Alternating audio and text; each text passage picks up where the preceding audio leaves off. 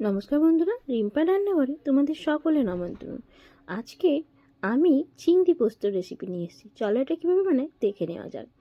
এই রেসিপিটা আমার না, কার রেসিপি বলছি তার আগে বলে দিই, এটাকে ভালো মতো পরিষ্কার করে অল্প তেল দিয়ে চিংড়ি মাছটাকে খুব ভালো মতো প্রথমে ভেজে নিতে হবে। আচ্ছা, একটু একটু লাল লাল করেই আমি ভাজবো। তো তোমরা চাইলে একটু কম ভাজতেও পারো, কিন্তু আমার মনে হয় চিংড়ি পোস্ততে একটু লাল করে ভাজলেই ভালো লাগবে, কারণ আমি আন্টির মুখে যে কথাটা শুনেছি সেটাই বলছি। ভাবছো তো আন্টিটা আবার কে? আমার রিকুর স্কুলের আন্টি, আমার ছেলের স্কুলের আন্টি। ওনার কাছে ও টিউশনও পড়তে যায়। তো ওনার সাথে গল্প করতে করতেই একদিন এই চিংড়ি পোস্ত রেসিপিটা ওনার মুখ থেকেই শুনি। তো তারপরে আমি ভাবি চলো আমিও একদিন এটাকে বানিয়ে দেখি। তো বানানোর পর থেকে আমি এটা প্রায় দিনই বানাই। এটা খেতে অসম্ভব সুন্দর হয় আর অসম্ভব টেস্টি হয়। চলো এটা খাওয়ার পর আমি ভেবেছিলাম না, সত্যি এই চিংড়ি পোস্তটা সুন্দর। তারপরে দেখো কড়ার মধ্যে আমি তাওয়ার মধ্যে তেল দিয়ে নিয়েছি, দিয়ে একটা হাফ পেঁয়াজ এখানে দিয়ে নিলাম। পেঁয়াজটা দিয়ে নেওয়ার পর পেঁয়াজটাকে একটু নেড়ে ছেড়ে ভেজে নেব। তারপরে এখানে আমি তিনটে কাঁচা লঙ্কা চিড়ে দিয়ে নিয়েছি। তোমরা চাইলে এখানে গুঁড়ো লঙ্কার ব্যবহার কিন্তু করতে পারো, কিন্তু আমি এটাকে কাঁচা লঙ্কা দিয়ে রান্না করেছি।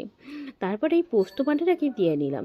আমার কাছে চিংড়ির পরিমাণটা যেহেতু অনেকটাই কম, কারণ সেই অনুযায়ী আমি কিন্তু পোস্তটা বেটে নিয়েছি। পোস্ত বাটা আর একটু হলুদ গুঁড়ো দিয়ে নেব, আর একটু লবণ আর পরিমাণ মতো জল দিয়ে নেব।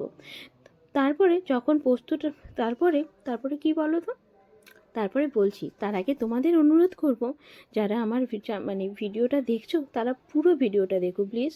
আর অনুরোধ করছি চ্যানেলটা সাবস্ক্রাইব করা আর একটা লাইক করলে আমার অনেকটা উপকার হবে। আর আমি জানি আমার বন্ধুরা খুব ভালো, লাইক করেই পুরো ভিডিওটা দেখবে। তারপরে দেখো ঝোলটা কিন্তু ফুটে উঠেছে। ফুটে ওঠার পর আমি এখানে কি দিয়ে নিলাম বলো তো, চিংড়ি মাছটা দিয়ে নেবো। এখানে আমি 1 বাটির মতো জল ব্যবহার করেছি, যাতে চিংড়ি মাছের পুরো ফ্লেভারটা এই 5 মিনিট ফুটে ফ্লেভারটা যাতে জলের ঝোলের মধ্যে গ্রেভির মধ্যে চলে আসে। তার জন্য কিন্তু আমি 1 বাটি জল এখানে ব্যবহার করেছি। ব্যাস 1 বাটি জলটা দিয়ে নেওয়ার পর যখন ফুটে উঠছে চিংড়ি মাছটা এখানে আমি দিয়ে নিয়েছি। বেশ কিছুক্ষণ ধরে চিংড়ি মাছটাকে আমি ফুটিয়ে নেব। দেখো জলটা কিন্তু কমে এসেছে, গ্রেভিটা ঘন হয়ে এসছে। এই সময় আমি কি করব, এটাকে নামিয়ে নেব। তবে তার আগে 5 মিনিট এটাকে ঢেকে নেব। নুন ঝালটা এই সময় চেক করে নিও। এই চিংড়ি মাছের রেসিপিটা গরম গরম ভাতে সত্যি খুবই সুন্দর লাগে।